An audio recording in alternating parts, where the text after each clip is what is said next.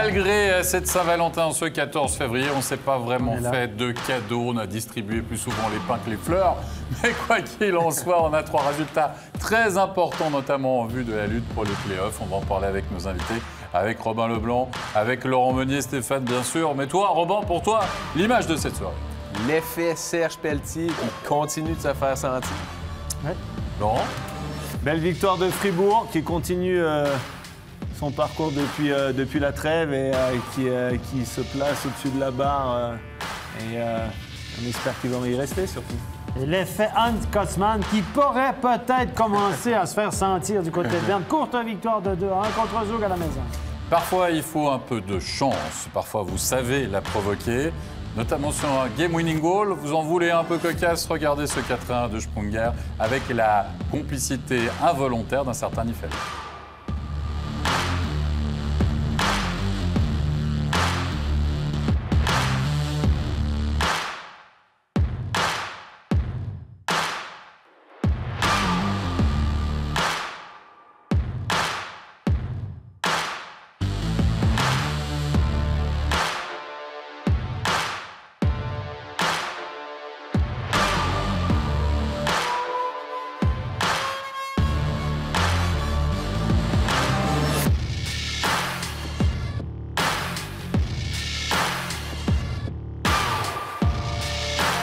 Et il y a quelque chose de terrible dans ces moments-là, parce que quand vous êtes Niffeler, que vous faites une grande saison, vous avez déjà signé quoi, 4 blanchissages depuis le début de la saison, hein, vous prenez ce but-là et vous ne savez pas que c'est le game-winning goal à ce moment-là. Tu te dis cette là, tu te dis ah, c'est pas grave, on va se refaire, mais non, c'est le game-winning goal.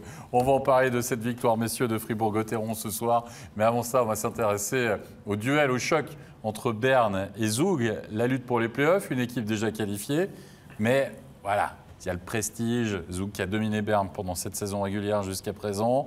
Puis c'est toujours simplement Giannoni qui retourne aussi à la Postfinance Arena. C'est un petit peu résumé rapidement, on me dirait, mais n'empêche que c'est ça. Toute cette saison, ça sera ça pour lui. C'est le retour à la Postfinance Arena. Pas beaucoup de buts ce soir, beaucoup de tensions, pas mal de pénalités aussi. On a senti un match avec un parfum de play-off et surtout une grande première pour un certain Martinson qui va, grâce à la complicité de Kruger. Involontaire, bien sûr. Involontaire, oui. Ouvrir la marque. Et ce Martinson, il devrait faire le nombre, parce que du côté de Zug, il y a quand même, Laurent Meunier, une escouade, on va dire, d'étrangers de haut niveau. Oui, exactement. C'est un très bon joueur qui a joué 3-4 dernières saisons en NHL dans un rôle vraiment particulier de joueur physique qui patine, de joueur 4e bloc. Donc ils l'ont pris pour faire le nombre, il peut apporter. Et c'est quelqu'un qui est fort devant la cage aussi, qui a amené sa grande taille. Il fait plus d'1m90, il fait plus de 100 kilos. C'est le genre de but qui va marquer. Oui, exactement. Assise de Lindbergh et de Marchini. Deuxième période. Regardez ce revirement, 31e minute de jeu. Et c'est Simon Moser que l'on va finalement retrouver à la fin de cette longue action. Puck qui va être récupéré par les Bernois. Et seul dans le slot, Simon Moser. Ce travail de Mourchak à la base.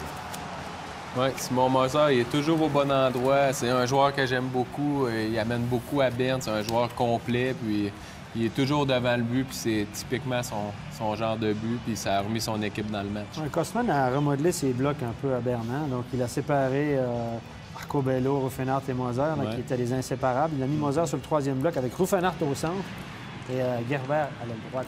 Supériorité numérique et le game-winning goal va tomber signé Andrew et Bett. Regardez, on a en fin de période aussi un peu qu'on n'arrive pas à dégager. Le but du slot, finalement. Laurent Meunier ce soir pour Berne. C'est le seul endroit où on ne peut pas être Giannoni, grosso modo.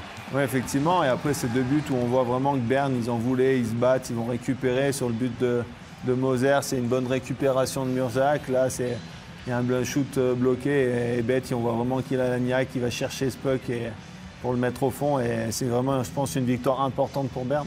Ouais, Berne, il sent vraiment le sentiment d'urgence aussi à ce point-là de la saison. Il faut qu'ils enchaînent les victoires parce qu'ils sont vraiment presque à rater les playoffs. Donc, ça va leur prendre 3-4 victoires de suite s'ils veulent vraiment s'assurer d'une place. Oui, ce ne sera pas facile jusqu'à la fin pour eux. Ouais. Ils ne connaissent pas une bonne saison, Berne. C'est vrai, à chaque fois qu'on parle de Berne, tout le monde perçoit cette équipe-là comme top team, c'est une bonne équipe, etc. Ah, Bern. C'est une équipe qui joue comme une équipe de 8e-9e place cette année. Cette année, oui, effectivement. Cette année, il faut le dire. Ouais. Je veux dire, il y a quand même eu des problèmes peut-être dans le recrutement.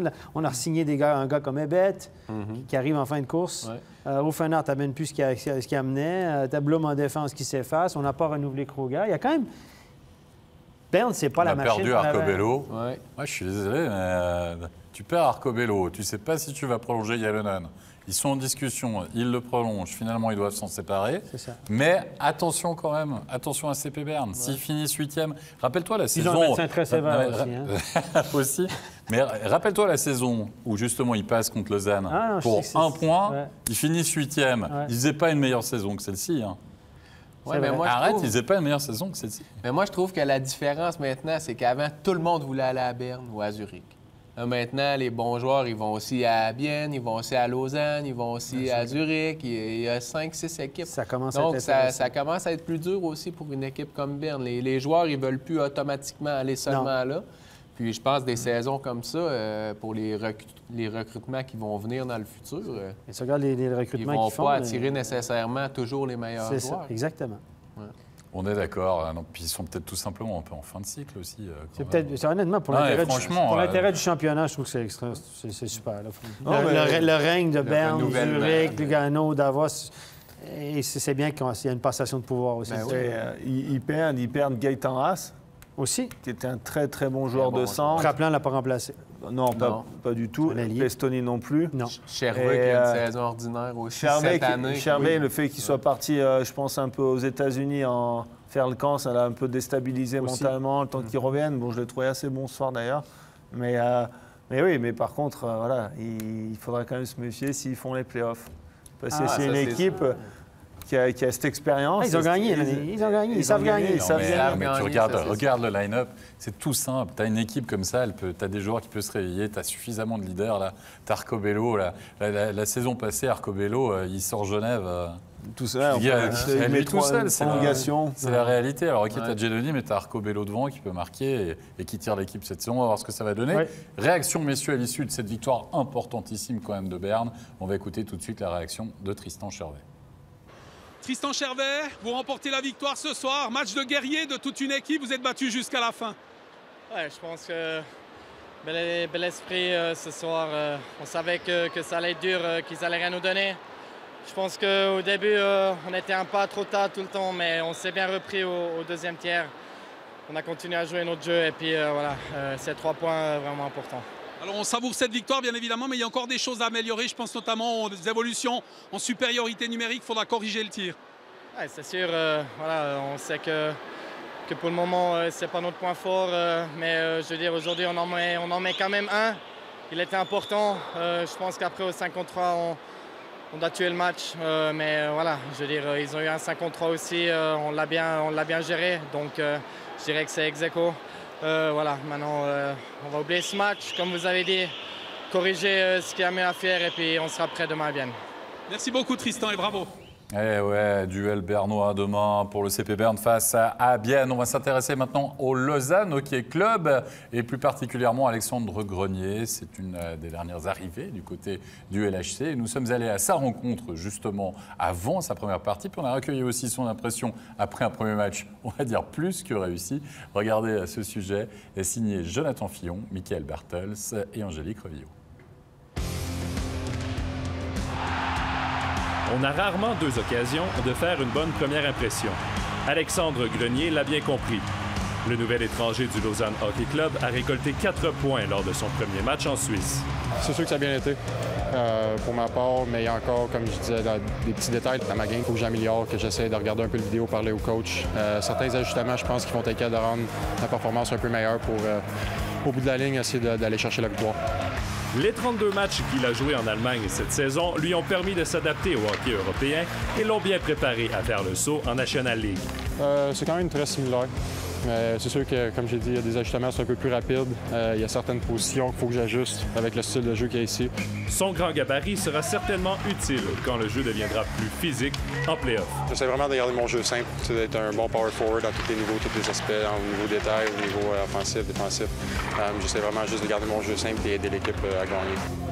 For us, simple game plan, simple things, and I think if we can just get Alex's strengths to help our team, I think that's it's going to be okay. And I don't see too many problems. There's a few players that he already knows in our team, and that's going to help him too.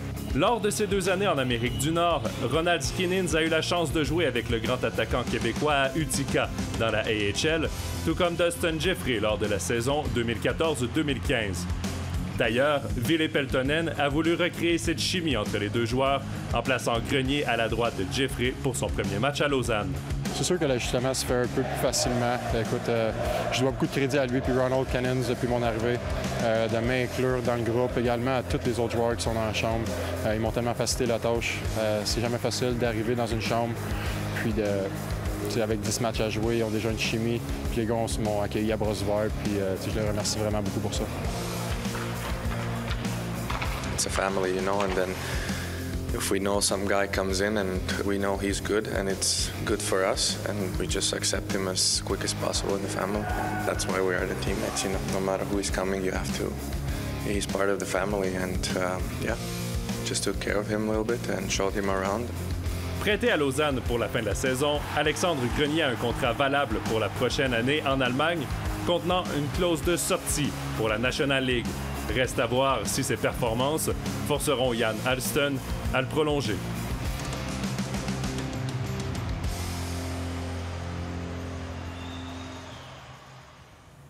Alexandre Grenier close dans son contrat pour la National League, quand même, messieurs.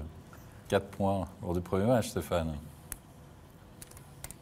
De quoi? Apparemment, il a réussi la visite médicale en plus. À Lausanne. Non, mais à Lausanne, le médecin est moins sévère qu'à Berne, peut-être. Non, mais je rigole. Mais je te rappelle qu'à Berne, on fait ses emplettes à Lausanne en ce moment. Oui. Dustin Jeffrey, là, ils ont joué ensemble à Utica, justement.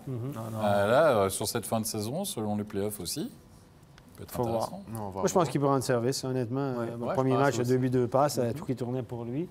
Ce soir, on l'a moins vu, mais... Il a un but aussi, ce soir. Ah oui, il a un but. Il a un but. On va le voir. Ça lui a été crédité. C'est ça, exactement. Non, ce soir, il y a eu beaucoup de complicité involontaire, quand même. On a vu Nifeler, on va le revoir. On a vu Kruger. Allez, on se replonge dans ce Lausanne-Lugano. Je ne sais pas comment, c'est combien. Oui, on va se replonger doucement. Oui, vous ne rêvez pas, on est en deuxième période. En première période, il ne s'est rien passé. Mais par contre, Manenghi, ça, il est magnifique. Ça, ce shoot-là, les gars, c'est un shoot... Parfait. Plein lucarne, les gauchers, il rentre à droite. Impossible de faire quoi que ce soit pour le gardien. C'est un tir de NHL. Ouais.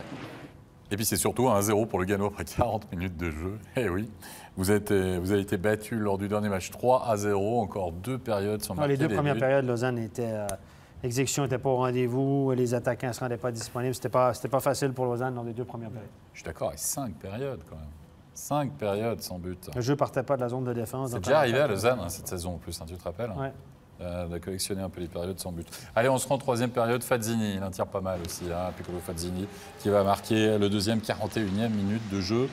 Et là, on craint vraiment le pire, franchement, pour Lausanne, parce que vous encaissez le 2e but au tout début de 3e période. Oui, puis à ce moment-là du match, comme Stéphane disait, on ne croyait pas vraiment aux chances de Lausanne parce qu'ils jouaient vraiment pas bien. Et puis, non, à ce moment-là du match, j'avais vraiment peur pour eux aussi. À 2-0, on s'est dit les carottes sont cuites. Ouais. Mais non, on les a sous-estimés. Regardez, la fin était belle. Tout s'était écarté un petit peu devant lui. Là. On est allé à la vidéo pour...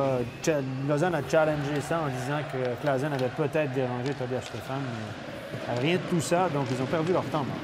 La réduction du score, signé Yannick Heron à 5 contre 4.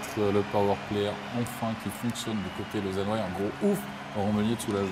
Exactement, avec un bon powerplay. C'est vraiment c'est un très bon jeu, ça. C'était la spéciale, je pense, au Cédine, quand on a retiré le maillot hier soir, qu'il le faisait tout le temps. La passe, le shoot-pass dans le centre pour déviation. C'est un jeu qui est très dur à défendre. Donc, et ça a remis vraiment Lausanne dans le bon sens. Grenier, on va le retrouver, le 2 partout, 48e minute de jeu, puisque c'est lui qui envoie ce puck au but. Et le malheureux Julien Vauclair, il s'était déjà fait sonner les cloches par Keynes en fin de période, là, avant. Et finalement, c'est lui, Romain Leblanc, qui ramène un peu ce puck involontairement. Oui, il a vraiment joué de malchance. Hein. Ça peut arriver à tout le monde. Puis ça est arrivé ce soir, mais c'était vraiment de la malchance. Puis ça a vraiment remis Lausanne dans le match.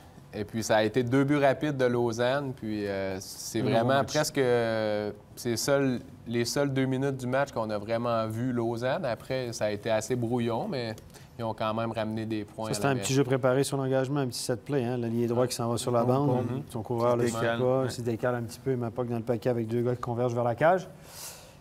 Il y en a beaucoup de ces jeux dans nos engagements. C'est important. Toutes les équipes ont leurs petits jeux, etc. Parce que si on gagne l'engagement, on peut déjà avoir une chance de marquer ou mettre un puck vers la cage. Donc, ça fonctionne. Et à propos des engagements, tu nous as dit qu'il y a un joueur à Lausanne qui a été très bon ce soir. Cody Allman a gagné 11 mises en jeu. Il en a perdu 3 seulement. Et tu disais, toi, qu'il était très, très fort sur sa canne. Très fort sur sa canne. Quand il jouait en équipe suisse, il le mettait au centre et gagnait beaucoup de face-off. C'est quelqu'un qui est capable de jouer au centre et qui est même bon. Moi, je sais qu'il était très dur à jouer contre en face-off. Très bonne colonne vertébrale en position de centre en ce qui concerne le Lausanne Hockey Club. Puis finalement, il y a eu un vainqueur dans ce match, pas en prolongation, mais bien à la séance de tir au but. Un seul joueur a réussi son lancer, c'est Romain Leffel qui va finalement battre un excellent Tobias Stéphane ce soir. Hop. Fin de la tête. Vous avez vu sa tête aller à Romain Leffel? Il fait une petite fin de la tête, tac. Regardez une petite fin de la tête. Hop! Il a eu sa tête, ses épaules, il a feinté le tir, puis il a fait. C'était une belle fin. Les 2 gardiens, d'ailleurs, dans le match, ils ont été bons. Hein? Oui. Les 2 gardiens ont été très bons. Ils n'ont pas été très occupés. C'est 22-22 les tirs au but après 60, 25-25 après la prolongation. Donc, petit match au niveau des tirs au but, la moyenne étant de 30 à peu près. Et donc, c'est pas un match enlevant, il faut le dire. Hein? Il n'y a pas eu. Non. Il nous a pas tenu en haleine tout le match, mais. Lugano s'en vient chercher 2 points. Serge Pelletier, l'effet Serge Pelletier continue. On peut dire ça comme ça. C'est la meilleure équipe de 2020, rappelez-vous. En tout cas, il fait confiance à un défenseur. Chorney, 29 minutes 31 secondes exactement. On lui a ajouté 1 seconde, on a rajouté tout ça. Il est à 29-30, correction, 29-31 de temps de glace. Merci, c'est important. Non, mais la correction, non, mais 29 minutes 30, c'est beaucoup. Hein? Ah ouais, c'est beaucoup. C'est énorme, c'est énorme. C'est énorme, mais n'empêche que Lugano signe une nouvelle victoire en effet. Puis du côté de Lausanne, 3e défaite consécutive. On va écouter tout de suite à l'interview Matteo Nodari. Matteo Nodari, Lausanne a montré du caractère pour revenir de 0-2 à 2 partout. Mais ça ne suffit encore pas, vous perdez à nouveau à la maison. Qu'est-ce qui manque? Je pense que ce soir, comme tu as bien dit, on a montré du caractère. On est revenu. Je pense qu'on a pas mal joué des erreurs un petit peu comme ça. Que Lugano, il a bien fait, il a marqué comme ça. Et je pense que quand même, ce soir, on a montré 2-3 trucs intéressants. Et pour demain, c'est bien. On va à un bruit positif, même si on a perdu au penalty. Mais le truc qu'on est revenu, ça fait du bien. On a vu durant l'échauffement Philippe Holm, le défenseur suédois, se blesser. Est-ce que ce genre de situation, ça vous a perturbé? Oui, Pipo, c'est un joueur assez important pour nous. C'est un bon défenseur, mais quand même, comme j'ai déjà dit, comme c'est passé avec Jonas Junland quand il n'a pas joué, les autres défenseurs, ils prennent plus de responsabilités et nous, on est prêts pour avoir plus de glace et puis jouer plus. Alors, je pense que ça, on est une équipe et ça ne doit pas embêter nous. Demain, c'est Ambry, un déplacement que Lausanne n'aime pas beaucoup faire. Pas forcément le bon moment pour se déplacer au Tessin. Non, moi je pense que c'est le bon moment parce que c'est le moment de changer un petit peu l'histoire. C'est le moment de changer un petit peu et c'est le moment d'aller là-bas et gagner. Merci beaucoup. Le moment d'aller changer l'histoire. Quand il reste quoi, 6 matchs, 7 matchs peut-être pour Lausanne encore à disputer, qu'on sait qu'on va quasiment être en play-off, hein, on peut faire 5-6 points à peu près sur les quoi, Stéphane, 7-8 derniers matchs. Messieurs, comment on fait quand on est coach pour maintenir l'équipe sous pression? Est-ce qu'à un moment on demande d'avoir quand même des matchs références? Je pense que Lausanne se cherche. Peltonen a l'impression que ça fait 43 matchs qu'ils se cherchent. Oui, mais une saison régulière, c'est ça, c'est d'arriver en forme pour les playoffs aussi. Ouais. Et là, Peltonen, on voit qu'il continue à chercher la bonne formule. Il l'a dit, on est passé par des moments difficiles dans l'interview d'avant-match. Oui, il l'a dit. Et je pense qu'il attend plus de son équipe. Il continue à vouloir essayer que son équipe, elle progresse. Donc, il est dans une philosophie où, de toute façon, il faut travailler tous les jours. Ils sont comme ça, les entraîneurs à Lausanne. Il faut travailler tous les jours, essayer de progresser tous les jours tant par la vidéo que techniquement sur la glace. Et je pense qu'ils vont continuer sur ça. Ils lâcheront rien et c'est leur mentalité au coach. Après, ça ne se reflète pas réellement aujourd'hui sur un match comme ça. La qualité d'exécution était assez pauvre, on a pu noter. Mais par contre, ils ont du talent et ils arrivent à revenir sur ça. C'est ça. Ils ont du talent individuel, on le sait, ça, mais c'est que la mayonnaise, elle ne prend pas toujours, pas souvent. On a de la peine à enchaîner les victoires. Tu sais comment on monte la mayonnaise, Stéphane? Je n'ai jamais fait. Avec l'huile de coude, en fait. C'est comme ça que tu montes la mayonnaise. Parfois, de temps en temps, il faut la donner un petit coup. Écoutez, moi, ce qui m'étonne, c'est que j'ai vu des matchs de ce Lausanne-là où l'exécution était incroyable. Vraiment, contre Zurich notamment, des matchs où tu dis « wow! » Puis des matchs comme ce soir où pendant 40 minutes, on a montré des séquences ici. J'ai été dur un peu avec Elner, etc. Mais l'exécution était vraiment pas au rendez-vous. Pendant les 40 premières minutes, c'était catastrophique. On a fait combien de dégagements interdits, des mauvais choix de jeu, des mauvaises exécutions. On échappe la rondelle, les passes ne sont pas précises. Et ça, à ce niveau-là... Et on n'était pas disponible aussi. Ouais, les joueurs n'étaient pas disponibles, mais on n'avait pas l'impression qu'ils voulaient avoir le puck. Non. Et, tout le monde tournait, puis il n'y a personne qui était vraiment disponible au moment où le défenseur. C'est un enchaînement de trucs qui fait que le match n'a pas été vraiment extraordinaire, mais ils ont fait un point quand même. Mais on est d'accord. Mais simplement, il y a plusieurs cas de figure. On vient de parler de Lausanne, maintenant on va parler de Fribourg-Gotteron, messieurs. Face à Rapperswil, Remember You, l'année passée, même situation. Rapperswil vient jouer ce match à Fribourg, qui est la lutte pour les playoffs. 8e, à peu près le même nombre de points, même configuration.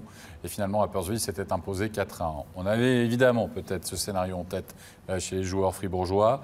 Et d'autant plus qu'à la 6e minute de jeu, imaginez, Robin Leblanc, c'est Juraj Šimek qui va ouvrir le score. 6e, c'est Rapperswil qui va mener 1-0. Bam, ce puck à la cage. Presque quoi, un muffin finalement. Oui, et puis c'était pas le départ idéal pour Fribourg, mais on va voir par la suite qu'ils ont su rebondir puis ils ont joué un match solide. Et puis ils surprennent quand même tout le monde d'être où ils sont présentement. Il n'y en a pas beaucoup qui les mettaient là. Et puis je suis quand même content de voir un club roman qui est là puis qui se bat pour être dans ses playoffs. Camerzin qui va marquer un but quasiment de la buvette. Un bon tir, c'est sa force, Camerzin. Ouais. C'est un gars qui a un pétard, vraiment. Allez, le rebond direct de la bande, il ne fait pas de contrôle, directement le rebond de la bande. Et un tir calvé, regardez, boum. Très difficile. Ouais, c'est un beau lancer. Beau tir. Quasi imparable, ça. Oui, c'est de cette distance-là au-dessus de l'épaule. Et là, Stahlberg se fait dominant. Ouais, celui-là, Niffler, il aurait quand même pu... Il aimerait sûrement la revoir, hein. Je rigole parce que la défense à Rapperswil, là, c'était celui-là aussi. Le défenseur vient en contresens. Et là, très millénaire. Là, tu vois, regardes. Il s'éloigne, il s'éloigne. Surtout, j'y vais pas. Ils ont pris le même joueur, en fait. Voilà, c'est ça. Puis Niffeler, qui... Il l'a échappé, hein, parce que le tir n'était pas... Je trouve qu'il l'a échappé, celui-là. Moi, j'en ai un autre à te montrer. Ouais. Voilà. Celui-là, il l'a échappé aussi. C'est pas le même, ou bien? Non, c'est pas le même. On dirait que c'est le même. Alors, c'est le même buteur, parce que c'est Stolberg. Oui, c'est le même. Regarde. Oui, non? Ben oui, c'est le même. Ah, mais c'est le même. Ben oui, c'est le même. Voilà, il a nous remonter. C'est là qu'on apprécie. Parce que j'ai dit... Ils nous ont eu en régie. Bravo. Attends. Est-ce qu'on va l'avoir un troisième? Ils vont nous le montrer encore. Il est tellement beau. C'est vrai qu'il ressemblait à l'autre aussi. Le troisième. On s'est fait eu. Non, c'est celui-ci, c'est la prolongation. On a fait le 3-1. N'empêche, 3-1, Stolberg doublé. Et ça, c'est peut-être une très bonne nouvelle aussi pour Fribourg-Gotteron, finalement, Laurent Meunier.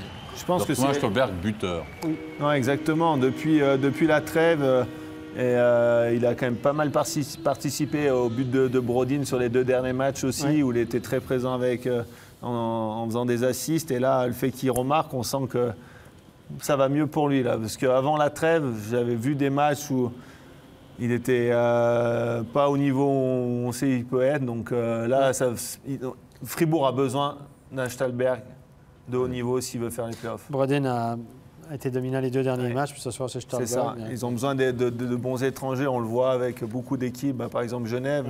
Mais les étrangers de Fribourg sont bons, mais ils ont besoin d'être bons sur la glace. Et maintenant, c'est le temps d'être bon. Money time. Ben oui, parce que Fribourg ont moins de profondeur que certaines autres équipes, donc les étrangers deviennent doublement importants. Regardez la colonne du centre de Fribourg-Gotteron, là. Excusez-moi, là, mais... Niffeler, excusez-moi aussi, mais c'était une soirée compliquée quand même pour le portier saint-gallois. Le 4e, on l'a vu en image du jour. Il n'y a pas de hors-jeu. Cette action, on est allé voir la vidéo, on avait challengé ça, mais il n'y avait pas hors-jeu. Et là, le pauvre Niffeler qui laisse échapper cette rondelle qui va finalement le lever. On lui touche l'épaule, en fait. Ouais. L'épaule, puis le puck bondit derrière lui, pas au-dessus de la cage, mais bien derrière lui. Regardez son épaule, tac, dans les airs, il va retomber directement sur la ligne de but et palais. Touchdown. Écoute, c'est pas un beau but, mais c'est pas un beau but. C'est un tir correct, mais c'est pas un tir parfait de Julien. Et Julien va le prendre, ce but-là, cette année, parce qu'il n'en a pas marqué tant que ça des buts, Julien, cette année. Vous avez vu la joie, regardez sa joie. Dans une année de 25 buts, il aurait à peine levé les bras. Il a déjà j'ai eu de la chance, mais là, il a levé les bras au plafond. Il a levé les bras au plafond et il ne croit pas si bien lever les bras, finalement, parce que 37e minute de jeu, Christo, il y a une pénalité différée. Et c'est Rapperswil qui va réduire le score. Reto Berra se plaint un peu auprès peut-être de ses défenseurs. Il y avait beaucoup de trafic, je pense qu'il n'y a pas... Ça tâche... On a dévié sur Brodin, c'est Brodin qui est là, je crois. Il n'avait pas marqué ce soir. Il n'avait pas marqué Brodin, il voulait en marquer un. Non, et ça aurait vraiment pu être le but qui aurait fait douter à Fribourg-Gotteron. Regardez, Reto Berra qui le prend. En fin de période comme ça, c'est toujours des buts qui font très mal, qui peuvent changer le match. C'est exactement ce que Rowe veut faire. Il veut battre le gardien. Il sait qu'il y a un petit espace entre le poteau et le gardien.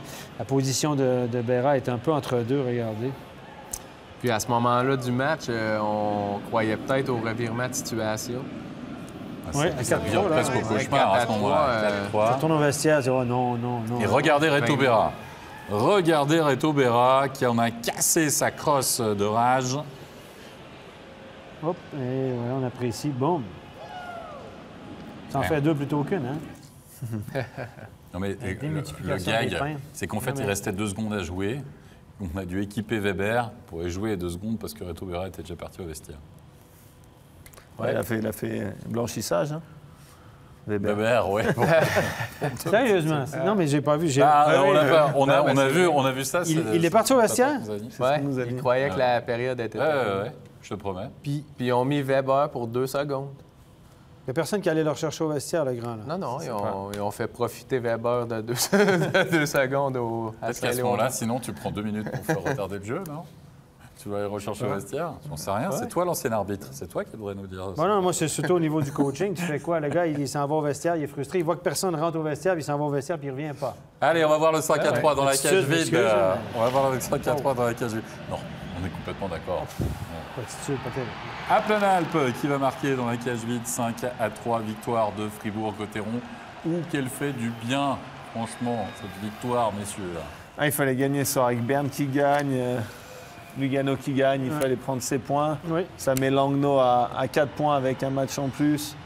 Berne reste derrière avec 1 point derrière. Il fallait gagner à domicile contre Appy. Le contrat est rempli. Pas le droit à l'erreur. Maintenant, ils vont chercher du bonus demain.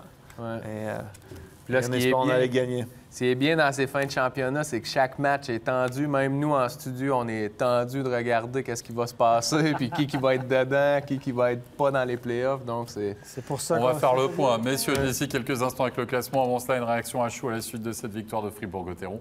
On va écouter tout de suite la réaction du capitaine, Julien Sprunger.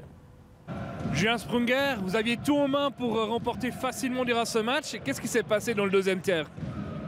Je crois que comme un peu ces derniers matchs, une fois qu'on mène de 2, 3, voire 4 goals, on a peut-être tendance à laisser un peu l'adversaire prendre le jeu à son compte. On recule un petit peu en espérant justement ne pas prendre trop de risques. C'est la chose à ne pas faire. Je crois qu'on a, à l'image de Bienne, à Lausanne aussi, on a beaucoup subi, beaucoup pris pénalité.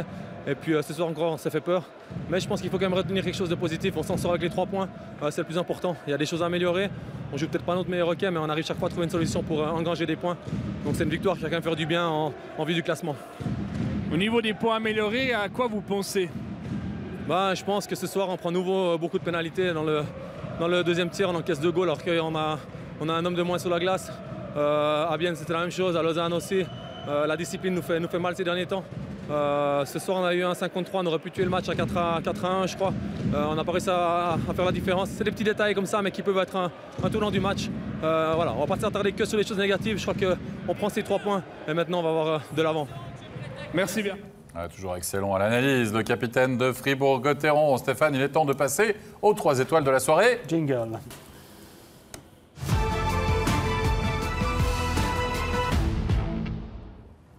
Troisième étoile, Papy fait de la résistance du côté de Berne. C'est lui qui marque le game winning goal. T'en parlais. Pourquoi a-t-on prolongé Andrew Ebet? Peut-être pour ça. Imagine, 3 petits points pour Berne, les playoffs. Bam! C'est lui qui est là. Il a marqué un but important ce soir. Moser, Ebet, c'est des stars qui ont marqué. Exactement. Moser n'a pas non plus une saison flamboyante. On a remanié les blocs du côté de Berne et ça a porté ses fruits ce soir. Deuxième étoile, messieurs, pour Niklas Schlegel, 23 arrêts sur 25 tirs. Il a été bon, il a été finalement très bon. Très bon et surtout 5 arrêts au penalty où il a été très bon au penalty et ce qui fait remporter le point supplémentaire. Ouais. Et il faudra faire un choix pour Lugano, finalement, s'il y a play-off. C'est un heureux problème. Si les deux gardiens peuvent garder tous les soirs, c'est un heureux problème. Tu dis ça, toi. Victor Stolberg, la première étoile, un doublé, un assist pour lui. Et si on retrouvait le Victor Stolberg qui nous avait mis plein les mirettes lorsqu'il était à Zouk, finalement? Il faut, parce que, comme on disait avant, pour Fribourg, c'est tellement important les étrangers. Puis lui, c'est une grosse pièce de cette équipe-là quand il performe comme il a fait ce soir. Exact. Et oui, on a même oublié qu'il n'y avait toujours pas de Dernay. Il n'y avait pas Kylian Motet non plus ce soir du côté de Fribourg. On arrive, messieurs, à la fin de cette émission. Merci beaucoup, Laurent Robin Leblanc. Merci Laurent Meunier. Le classement, mais oui, le classement! Oh! On vit pour ça, le classement, les résultats d'abord. 3-2 après prolongation, la victoire de Lugano face à Lausanne, le succès de Berne 2-1 face à Zoug et la victoire 5-3 de Fribourg-Gotteron face à Rapperswil. Le classement. C'est la barre qui nous intéresse. C'est la barre de fer. Est-ce qu'on peut dire que Lausanne, Bienne et Lugano, c'est presque réglé? Je suis pas d'accord. Moi, je pense qu'elle leur prend une victoire. Chacun une victoire, 4 points, ils vont être dedans. Moi, je pense qu'il reste une lutte à 3 équipes. Fribourg, Berne et Langnau. 61, 60, 57. Ambry est encore dans le coup malgré tout, mais là, il faut qu'il rattrape 3 équipes. C'est compliqué. Puis Langnau, eux, sont dans une mauvaise phase en ce moment. Un mauvais moment. 5 défaites dans les 6 derniers matchs pour Langnau, mais ils ont un match de moins que Berne. Et puis Fribourg aussi. Donc, c'est le Berne qui est le moins bien placé. Oui, mais il n'y a toujours pas le même nombre de matchs. Attention, messieurs, à 45-43, c'est toujours un petit peu compliqué. On en reparle dans 2 rencontres. Puis tu me diras, moi, je mettrais Lugano dans la... Tu vas voir, tu vas nous refaire le coup. C'est comme ça. Messieurs, on arrive cette fois-ci à la fin de cette émission. Oui. J'en suis sûr. On peut les remercier de nouveau. On les remercie de nouveau. Merci, on vous remercie énormément. Merci à vous. Bonne soirée. Stéphane, on se donne rendez-vous demain soir, 19h25, derby bernois. Un petit derby. Je sais que tu aimes ça. Oui, et derby. Oui, entre Bienne et Berne. Ça ne sera pas manqué. Rendez-vous 19h25. Merci à toute l'équipe. Très bonne fin de soirée à tous. À demain. Bye bye.